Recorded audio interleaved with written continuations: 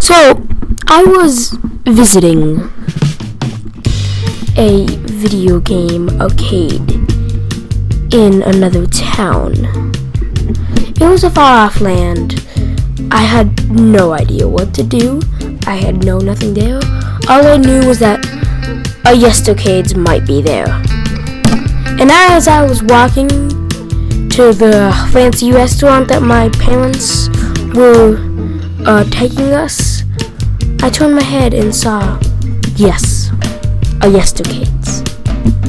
So after that, I was like, hey, Mom, can I go to the arcade after dinner? And yes, she said yes. So after dinner, went to the arcade, opened up, got a card thing, bought the 30-minute arcade free thing, and boom, snapped back in.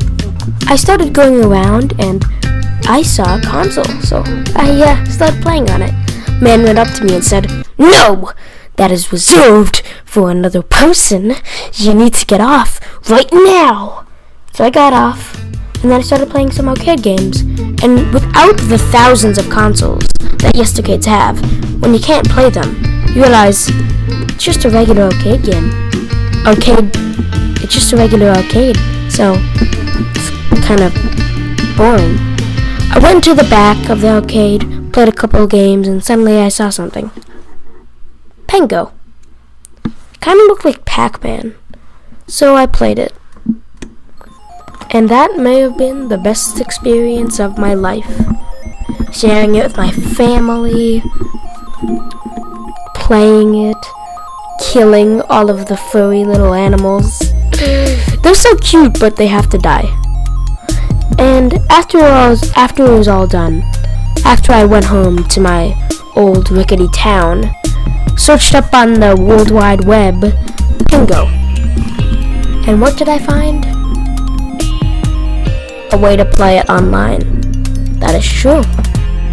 So I played it online, and after that, I decided I am going to look at all the other Pengo games. Let's go.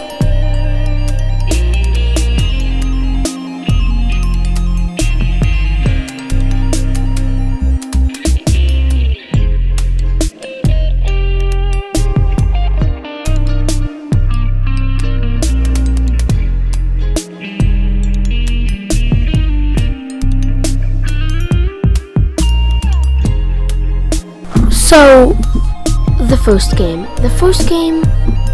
let me explain it to you. So basically, imagine Pac-Man, but the ghosts respawn a couple of times, numerous times, but they don't respawn forever, like in Pac-Man. They don't respawn forever until you get all the coins. Remove all the pellets from it. Add 3 blocks in the middle that if you connect them will win you the match, and add a movable stage.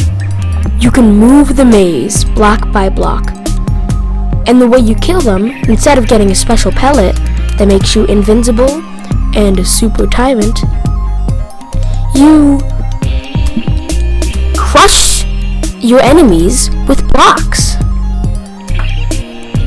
For once, Sega has done something better than another company. They did it about 3 times. Sonic, Pengo, and of course, Sonic Forces beat Super Mario Odyssey. No. But seriously, the original game was great. It was the best one in the series, which can show you how downhill it went. This was just a great game, and Sega, they had to go and do something to it. They had to do it. So what happened is, since Atari went on a porting spree, which terrible games were made, such as the Pac-Man game, they also ported Pengo to the system. And let me tell you, it's just like Atari from Pac-Man. Look at it. Come on, just look at it. Tell me now, is that a decent game? No, it's not. And I'll tell you something. It looks horrible.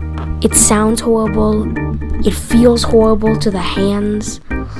Look, I hacked my Atari collective thing to get this in. And guess what? I was very disappointed. Next game. The thing about the last game is it's Pengo. If you threw it in a trash can, burned that trash can, and then threw that trash can into a volcano, an erupting one too. But this game, it's more of just a downgrade to the original. It's not as good, the sound isn't as good, the gameplay is alright. There's not much to say, it's just a worse version. But for a handheld, this wouldn't be too bad. Playing Pengo on the go. Yeah, like imagine playing Pengo on the go. I know the Game Gear's capacity of quality wasn't that good back then, and that's why I'm excusing it. But still, I'd rather just play the original. Now this is what I call a Pengo game. This has got to be probably the second best game in the series. It looks great. The levels are pretty good. The sound is pretty good again, and the gameplay again is Pengo, so it can't be that bad. But some other games screwed it up. But the thing why it's the second best game is because it lost some of the charm of the original.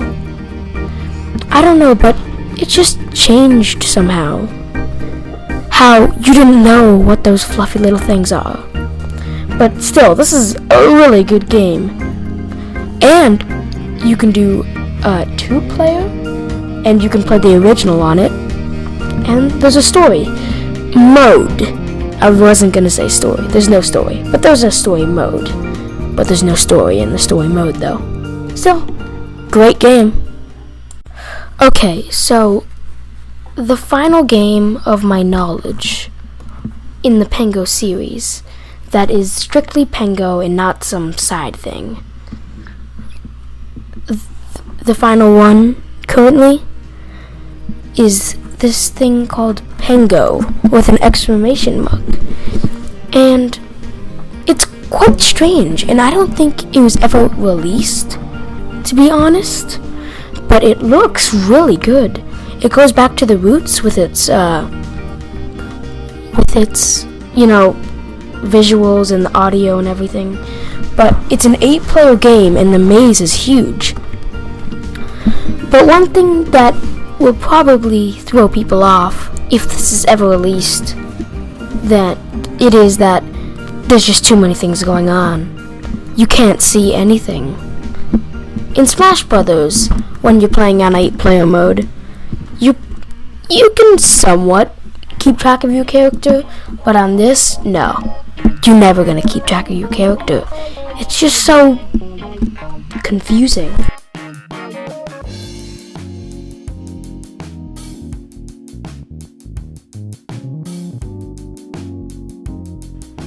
So it turns out that the 8-player Pengo game was actually released on a thing called Arcade Love plus Pengo. It wasn't released on its own solo game, but it was released on that. So I don't know if it was released in America though. I think it was only in Japan. And then there's FL Pengo. At least that's the name that I found on the internet. It's basically like a neon sort of Pengo game. Honestly, it may be worse than the Atari game. it's like the Atari game if it was handheld and it had less colors. It's way smaller than the original. Less colors. Worse graphics, obviously. I don't even get why they put it into this system if it would not work like that. But as a little pocket game that like takes very little technology to run, it's fine. Pengo LCD is a very different game from the rest of the series. Instead of going around a maze, you go around a little square and wait for cubes to show up so you can smash them in the little puffballs' faces. It's good to have certain gameplay changes, but this is obviously a sort of spin-off of the series. I think that the series should stick to maze-type games, but this isn't the total wrong direction. It has some good gameplay elements and it's sometimes fun, but I'm on an emulator, so, you know. And the final two games are this Japanese game I can't pronounce and Pengo Pocket Boy. So, the Japanese name I can't pronounce is basically just a clone of Pengo. It's literally just a clone. And then Pengo Pocket Boy, I could not find footage of it, and I could not find a ROM of it. So, I'm just thinking it's Pengo, but it's on its own little thing. So, I don't know. And that's everything Pengo related, or at least of my knowledge. You know, these are all my opinions and stuff. And some of these things, I don't know, maybe wrong, maybe I said the wrong stuff, but I think this video will be alright. So, Pengo has been my favorite arcade game for a couple months now. Actually, maybe for a year. So, I just wanted to look at all the games in the series. Just for some fun. And the thing about this is one of the longest videos I've made.